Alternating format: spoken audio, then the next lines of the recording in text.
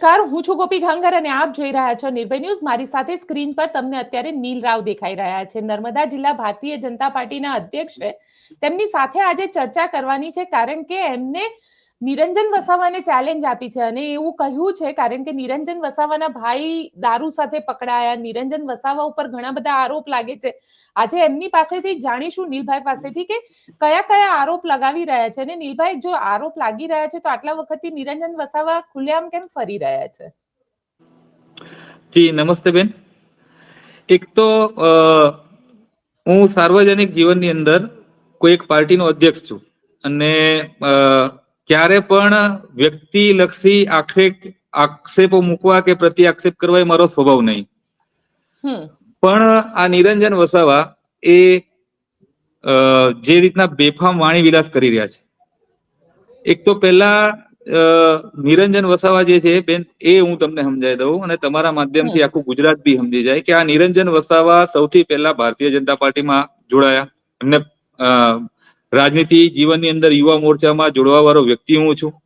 એના પછી કુંવરપરા ગામ, જે ગામમાં અત્યારે એવા સરપંચ બનીને ફરે છે, એ ગ્રામ પંચાયત અમે એમને અલગ કરીને આપી હતી 2017માં.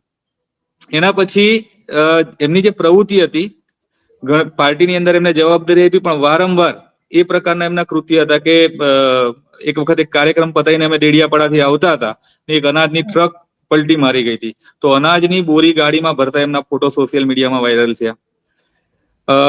ત્યારે માન્ય સાંસદ શ્રી મનસુખભાઈ વસાવા જોડે સંબંધ સારા હતા, એટલે ઘણી વખત એમની ગાડીમાં નિરંજનભાઈ જાય તો એમના નામનો ઉપયોગ કરીને તોડપાણી કરવું. એક વખત અમારી પાર્ટીની મિટિંગ ચાલતી હતી અને એક કોન્ટ્રાક્ટરનો મારી ઉપર ફોન આવ્યો કે ભાઈ ભાજપના અધ્યક્ષ આવ્યા છે ને ફંડ માંગે છે. ભાજપના અધ્યક્ષ તો મારી બાજુમાં ભાષણ કરે, તે વખત અમારા પ્રમુખ હતા ઘનશ્યામભાઈ. તો મેં કીધું એમનો ફોટો પાડીને મોકલો. ફોટો પાડ્યો તો ભાજપના બનાવટી અધ્યક્ષ બનીને આ નિરંજનભાઈ પહોંચ્યા હતા ત્યાં. એટલે આ પ્રકારની પ્રવૃત્તિ હતી, એટલે એમને પાર્ટીમાંથી સસ્પેન્ડ કર્યા.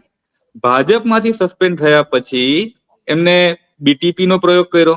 બીટીપી ની અંદર પણ આ જ પ્રકારની પ્રવૃત્તિ ચાલુ કરાઈ હતી. એના પછી સરપંચ પરિષદમાં ગયા, સરપંચ પરિષદની અંદર પણ આ જ પ્રકારની એમની પ્રવૃત્તિ રહી. અને પછી છેલ્લે આમ આદમી પાર્ટીમાં જોડાયા.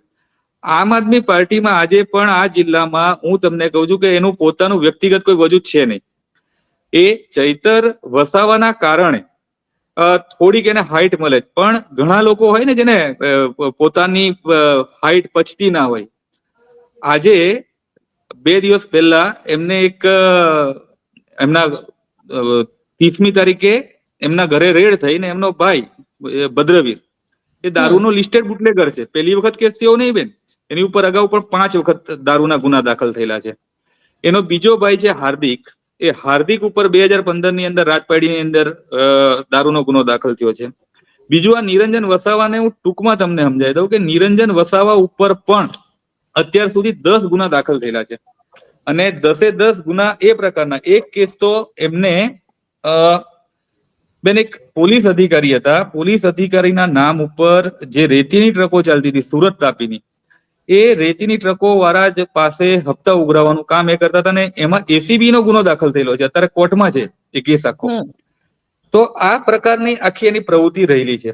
એના સિવાય પણ એમની ઉપર મારામારીના, ફ્રોડના બધા ગુના દાખલ થયેલા છે. હવે એમના ભાઈને જે બાતમીના આધારે એલસીબી રેડ કરીને એમને ઘેર દારૂ પકડાયો તો એક તો શરમાવું જોઈએ, લજાવવું જોઈએ, એની જગ્યાએ ગાજે છે.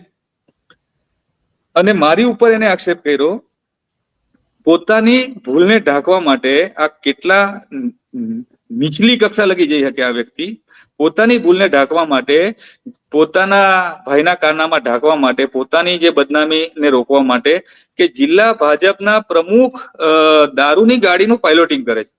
હું બેન તમારા માધ્યમથી આખા ગુજરાતને એવું કહીશ કે નિરંજન વસાવા જો એનું પ્રમાણ આપે તો હું મારું સાર્વજનિક જીવન છોડી દઈશ. પણ તારો ભાઈ બુટલેગર છે, તારા 2 ભાઈઓ બુટલેગર છે, તું પોતે તારી ઉપર 10 ગુના દાખલ થયા, તારી ઉપર એસીબી નો ફરિયાદ દાખલ થયેલી છે, વત્તા તે જે જગ્યામાં હોટલ બનાવી છે, હોટલ એ રેલવેની જગ્યાની અંદર તે બનાવી દીધેલી છે, તારો એનો પણ કેસ રેલવે વાળાના એની પર ચાલે. તું વીજળી ચોરી કરતા પકડાયો અને તું અમારા માનને હાનિ પહોંચે એની માટે તું વાત કરે છે. અને બેન, મેં શરૂમાં કીધું એમ કે મારો સ્વભાવ ક્યારે પણ આક્ષેપ પ્રતિ આક્ષેપનો નહીં, પણ અત્યારે હું જવાબદાર પાર્ટીનો પ્રમુખ છું. મારા ઉપર જે આક્ષેપ થાય એના કારણે ક્યાંક મારી પાર્ટી ડેમેજ ના થાય એની માટે મેં આખો આ ખુલાસો કર્યો છે. તો આવા અનેક પ્રકારના વિષયો જોડે જોડાયા છે. હવે નિરંજન વસાવા તે દિવસે જે વિડીયો બનાવ્યો એની અંદર એ કાગળ લઈને બેઠા હતા અને કાગળની અંદર 7/12 એ બતાવતા હતા. બેન, મારી પાસે આ ગૂગલ મેપ છે. આ ગૂગલ મેપની અંદર તમે ઝૂમ કરશો તો અહીં સ્પષ્ટપણે દેખાય છે કે જે એમની હોટલ છે એ રેલવેની પ્રીમાઇસીસમાં આવે છે. એ એવું કહેતા હતા કે અમારી માલિકીની જગ્યામાં હોટલ છે. તો આ ગૂગલ મેપની અંદર એની જે હોટલ છે એ રેલવેની પ્રીમાઇસીસમાં આવે છે. એના સિવાય મારી પાસે આજે એમને દાવો કર્યો છે એમાં કોર્ટની અંદર આ બેન આ પ્રૂફ છે મારી પાસે. કોર્ટની અંદર રેલવે ની જે છે એમાં સ્પષ્ટપણે લખેલું છે કે આ હું તમને બતાવેલું પહેલા, અને એમાં સ્પષ્ટ લખેલું છે કે ચેન કિલોમીટર 60 070.80 થી 60/119.63 ની જમણી બાજુએ રેલવેની જમીનમાં ગેરકાયદેસર રીતે હોટલ અને શૌચાલય બનાવીને ગેરકાયદેસર કબજો કરવામાં આવેલ છે. આ કોર્ટમાંથી છે. બીજું, રેલવે એની ઉપર ફરિયાદ કરેલી છે. કોર્ટની અંદર આખો એ ચાલે છે. છતાં પણ એ આખી દુનિયાને મૂર્ખ બનાવવા માટે ખોટા 7/12 રજૂ કરીને કે આ અમારી માલિકીનો નકશો છે. આ પ્રકારની જુઠ્ઠી પ્રવૃત્તિ કરવા વાળા માણસ અને એ સાર્વજનિક જીવનની અંદર જ્યારે પોતાની સૌથી પ્રસિદ્ધિ માટે કોઈ વ્યક્તિ માટે આજે મારી ઉપર એને આક્ષેપ કર્યો, તો અમારા સાંસદ છે માન્ય મનસુખભાઈ વસાવા, એની ઉંમર નહીં ને એટલું એમનું સાર્વજનિક જીવન છે. અને આજ દિન સુધી મને ગૌરવ એ વાતનું છે કે મારા સાંસદ ઉપર આટલા લાંબા સમયગાળાના રાજકીય કેરિયરમાં ક્યારે પણ ભ્રષ્ટાચારનો એક આરોપ લાગ્યો નહીં. આજે પણ એક સામાન્ય વ્યક્તિ તરીકે જીવન જીવે છે. એમની માટે એ બોલ્યો કે 50 લાખ રૂપિયા કે સુગરમાંથી લઈને તમે બેહી ગયા. તો તું જયારે એમની પર આક્ષેપ કરે તો તારે એનું પ્રમાણ આપવું પડે. તું મારી પર આક્ષેપ કરે કે હું દારૂનો વેપારી પાયલોટિંગ કરું છું ગાડીનું, તો તારે પ્રમાણ આપવું પડે. હું જે વાત કરું છું બેને પ્રમાણ હાથેની વાત કરું છું. આજે માન્ય સાંસદ સભ્ય જે એના ફાધર ને એના દાદાની ઉંમરના છે એને કે તારી માનું દૂધ પીધું હોય તો આવી જા. આ પ્રકારના વાણી વિલાસ કરવા વાળા વ્યક્તિ અને એ રાજનીતિની અંદર આવી ગુનાહિત પ્રવૃત્તિ ધરાવે ને એનું આખું પરિવાર ગુના જોડેલું છે. છતાં પણ મેં કીધું એમ કે અમારે કોઈ આક્ષેપ કરવો એ અમારો સ્વભાવ રહ્યો નહીં. અને આ બધી જે એની હોટલ વાળી વિગત કે આજે જાણીએ છે એવું છે નહીં બેન. બીજું કે એની હોટલની અને એના ઘરનું જે પુરાણ થયું છે એ આખું માટીનું પુરાણ. એને પોતાની જાત માટે જો કંઈક હોય ને તો એની રોયલ્ટી આપે કે મેં આ સરકારની અંદર રોયલ્ટી ભરીને પુરાણ કર્યું. માટીની ચોરી કરી છે બેન, અનાજની ચોરી કરી છે, વીજળીની ચોરી કરી છે. એ એના વિડીયોમાં બોલતો હતો કે ભાઈ અમે ગ્રેજ્યુએટ થયા પણ અમને સરકારી નોકરી ના મળી એટલે અમે હોટલનો ધંધો કરીએ છીએ. બેન, એ જયારે કોલેજ કરતો હતો એને એની પરીક્ષા આપવા માટે પણ બીજો માણસ બેહાડ્યો હતો, એને ઉભો કર્યો હતો, એનો કેસ થયેલો છે. આ શરૂઆતથી જ એની પ્રવૃત્તિ આ પ્રકારની રહેલી છે. અને ઉલટા ચોર કુટકા દાટે, ચોર મચાયે શોર એવી વાત થઈ. અને તું શિક્ષિત બેરોજગાર છે તો હું તમને કહું બેન, આ 2-2.5 વર્ષના ગાળામાં આ 2 કરોડ રૂપિયાનો બંગલો, અમે બી રાજનીતિમાં કામ કરીએ છીએ, સાર્વજનિક જીવન જીવીએ છીએ, પણ આ તું શિક્ષિત બેરોજગાર છે તો આ 2 કરોડનો બંગલો કઈથી આવ્યો? બેરોજગાર માણસ પાસે આવા બંગલા કઈથી ઉભા થાય? 50 લાખ રૂપિયાની ગાડી લઈને ફરવું છે, લોકોને તમારે ખોટી ગુમરાહ કરવા છે અને ઉપરથી કોઈની ઉપર આક્ષેપ કરવો છે. એટલે બેન, મેં એની સામે માનહાનિનો દાવો કર્યો છે. મેં મારા સાંસદ શ્રીને પણ વિનંતી કરી કે સાહેબ એને માનહાનિનો દાવો કરવો જોઈએ. અમારા જિલ્લા પંચાયતના આરોગ્ય સમિતિના બેન છે, એમની માટે પણ એ જે ભાષા બોલ્યો છે તો એ બેન આજે પોલીસમાં એની સામે FIR કરે છે. અને અમારા બીજા હિતેશભાઈ છે એ પણ એની સામે ફરિયાદ દાખલ કરવાના છે. આ પ્રકારની પ્રવૃત્તિ કરવા વાળાને ક્યારે પણ, અમે બી સાર્વજનિક જીવન જીવીએ છીએ, અમે બી પાર્ટીનું કામ કરીએ છીએ, અમારા માનને હાનિ પહોંચે ને અમારા કારણે પાર્ટીને નુકસાન થાય અમે ક્યારે ચલાવી ના લઈએ બેન. અને એટલા માટે અમે આ વખત એગ્રેસિવ થઈને એની સામે છે.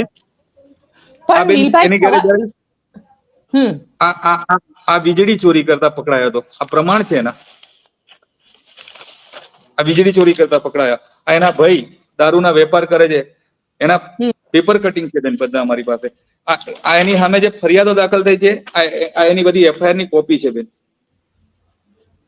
એક એક વસ્તુમાં નીલભાઈ સવાલ અહીંયા એ ઉભો થઈ રહ્યો છે કારણ કે તમે કહી રહ્યા છો કે આટલા આટલા આરોપ લાગ્યા, વીજળી ચોરી કરતા પકડાયા, દારૂની હેરાફેરી કરતા પકડાયા, પોલીસ તમારી છે, સરકાર તમારી છે, તો પછી એવું તો કયું કારણ છે કે પોલીસ એક્શન પણ નથી લેતી એની વિરુદ્ધ? નહીં બેન, એ જ છે ને કે જો હમણાં જયારે એના ત્યાંથી દારૂ પકડાયો 30 તારીખે, તો એની એ દિવસે 18 નંગનો એની ઉપર કેસ થયો. મારે એના જ ગામના કોઈક લોકોએ મને કીધું છે કે 5 પેટી બીજી બી હતી, એની અગાઉ પણ હતી. અને એ ત્યાં આગળ જે દારૂનો ધંધો કરે છે એ રીતના કરે છે કે હાજના ટાઈમે ત્યાં મેળો ભરાતો હતો. હવે પોલીસનો પ્રશ્ન પોલીસ જાણે બેન, અને અમે એ બધા વિષયોમાં ક્યારે પણ, કેમ કે એ અમારો સ્વભાવ રહ્યો નહીં, પણ આ પ્રકારે જયારે એને અમારી પર આક્ષેપ કર્યો તો અમારે એનો જે વળતો જવાબ આપવો જોઈએ, જે સત્ય છે એ ઉજાગર કરવું જોઈએ. અને ક્યાંક આવા લોકોના કારણે સમાજને હાનિ ના થાય, દેશને હાનિ ના થાય, અમારા સંગઠનને હાનિ ના થાય, એની અમારે કાળજી રાખવી પડે. પોલીસે બેન આગળ પણ મેં કીધું એમ કે એના ભાઈ વિરુદ્ધ એ લિસ્ટેડ બુટલેગર છે, 5 વખત કેસ થયેલા છે. પણ ઘણી વખત ઘણી જગ્યા પર એવું બનતું હોય છે કે ભાઈ કોઈકની જોડે એમનું સેટિંગ હોય એટલે એમના વેપાર ચાલી જતા હોય. પણ હવે જયારે વ્યક્તિગત એ અમારી પર ઉતર્યો છે તો બેન અમે પણ એની વ્યક્તિગત કાળજી રાખીશું, અને આ પ્રકારની કોઈ પણ 2 નંબરની પ્રવૃત્તિ કરતા હતા તો અમે એને મૂકીએ નહીં. પણ નીલભાઈ, નિરંજન વસાવા તો એવું કહી રહ્યા છે, કારણ કે એમને એક વિડીયો પણ રિલીઝ કર્યો હતો અને એમને એવું કીધું કે મારી જે રીતે લોકપ્રિયતા વધતી જઈ રહી છે, ભારતીય જનતા પાર્ટીને તકલીફ થઈ રહી છે, એટલે આ પ્રકારના આરોપ લગાવી રહ્યા છે. બેન, લોકપ્રિયતાની વાત એના મોઢા પર તો શૂટ થતી નહીં. લોકપ્રિય માણસ, હા, એને જે હાઈટ મળે છે, મેં શરૂઆતમાં કીધું કે એને હાઈટ મળે છે, પણ એ ચૈતર વસાવાને લીધે મળે છે. મુદ્દો એ છે કે મેં જયારે એને મારા ઉપર આક્ષેપ કર્યો તો હું મારી છાતી ઠોકીને એવું કહેતો હોય કે જો મારો પ્રમાણે આપે તો હું સાર્વજનિક જીવન જીવવા છોડી દેવા માટે તૈયાર છું. મારો પ્રશ્ન ઈસુદાનભાઈને, મારો પ્રશ્ન ગોપાલ ઇટાલિયાને, અને મારો પ્રશ્ન ચૈતરભાઈ વસાવાના છે કે આ પ્રકારના ચરિત્ર વગરના લોકોને તમે પોલિટિકલી હાઈટ અપાવો છો, એ સમાજ માટે બરાબર છે? એ સમાજની માટે કંઈક ભલું કરી શકશે?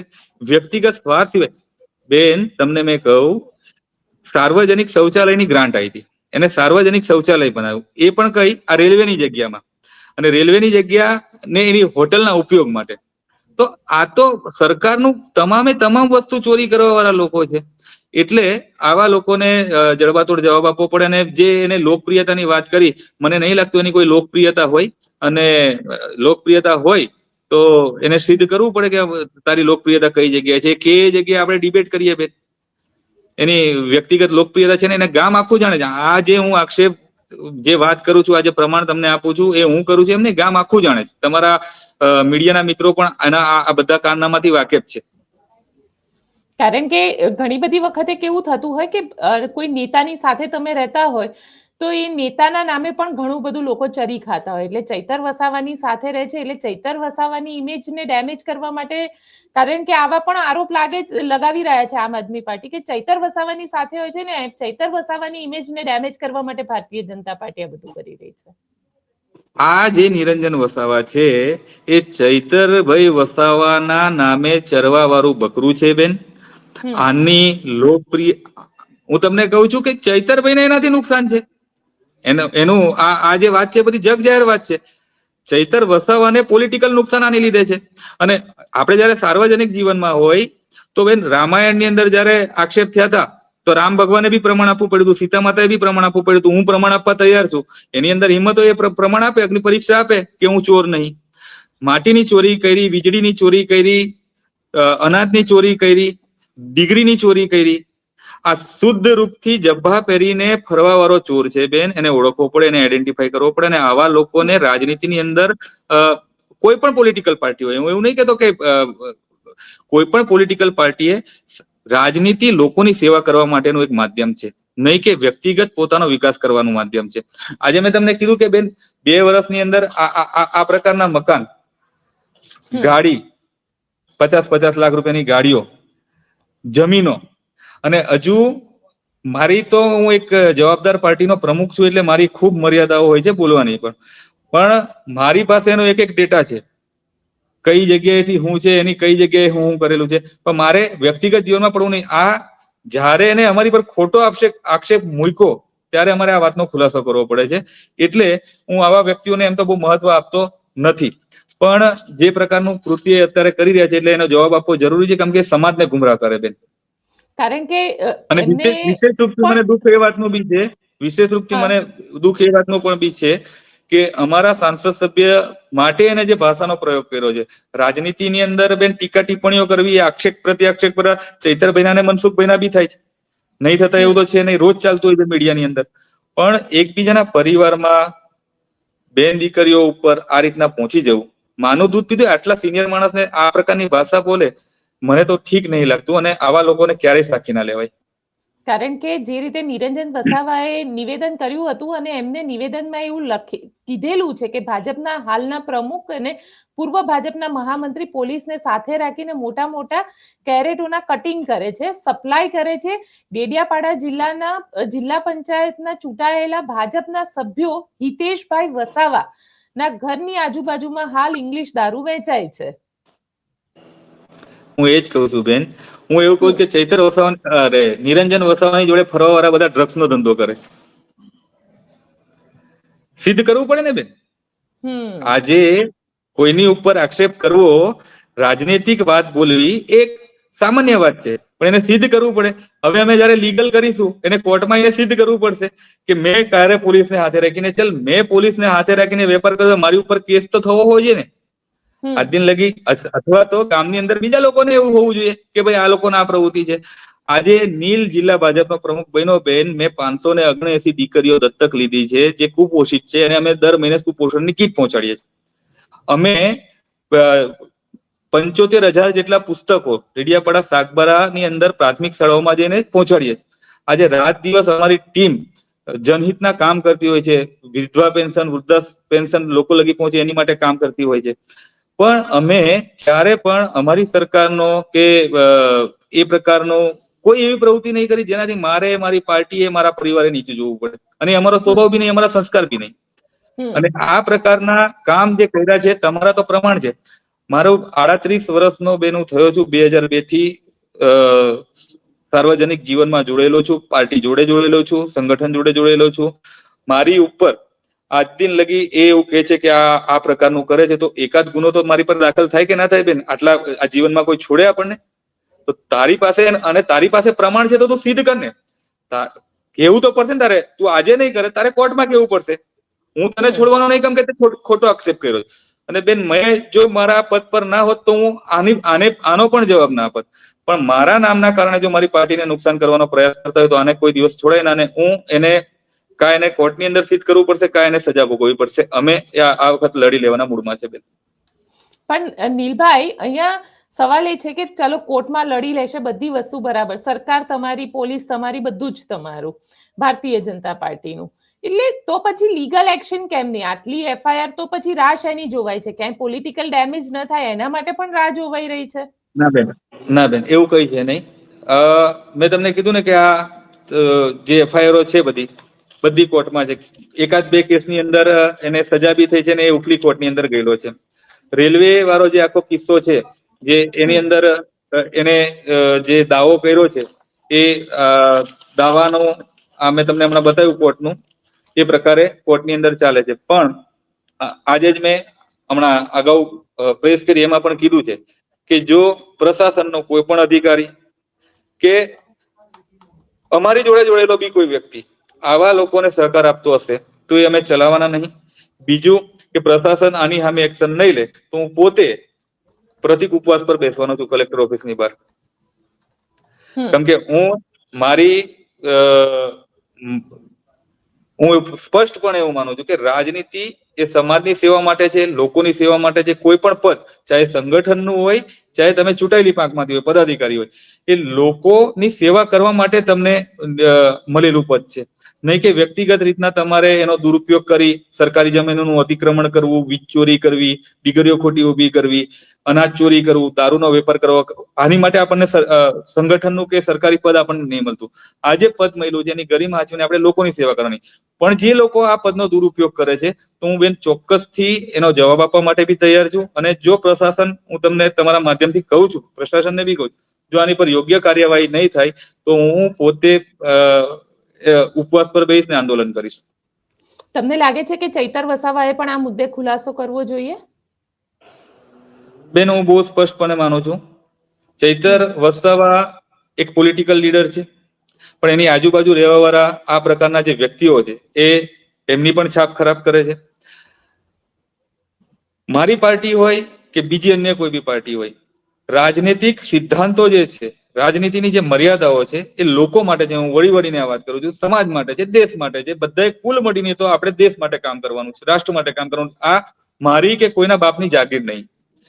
પણ આ પ્રકારના માણસો જો રાજનીતિની અંદર આવી અને પોતાના વ્યક્તિગત લાભ માટે આવા સમાજ પર હાવી થશે, સમાજને ગેરમાર્ગે દોરશે, તો આવનાર ભવિષ્યની અંદર ખૂબ મોટું નુકસાન થશે સમાજને, રાષ્ટ્રને, દેશને, વિસ્તારને. અને આવી આજે એ જે ગામમાં સરપંચ છે, એ ગામની અંદર લોકોના હિતના વિકાસ માટેના જે ગ્રાન્ટો આવે છે એ પોતાના વ્યક્તિગત માટે વાપરે છે. આજે જે એના ઘરે જવાનો રસ્તો 2-2.5 લાખનો, આટલો મોટો 2 કરોડ રૂપિયાનો બંગલો બનાવ્યો, અને જે રસ્તા છે એ સરકારનો ઉપયોગ કરીને એ રસ્તા બનાવે, સ્ટ્રીટ લાઇટો સરકારની વાપરે છે, સરકારની જમીનની અંદર શૌચાલયો બનાવીને હોટલમાં એનો ઉપયોગ કરે છે, સરકારની જમીન એને પચાવી પડી છે, સરકારની માટી ચોરી કરવી છે.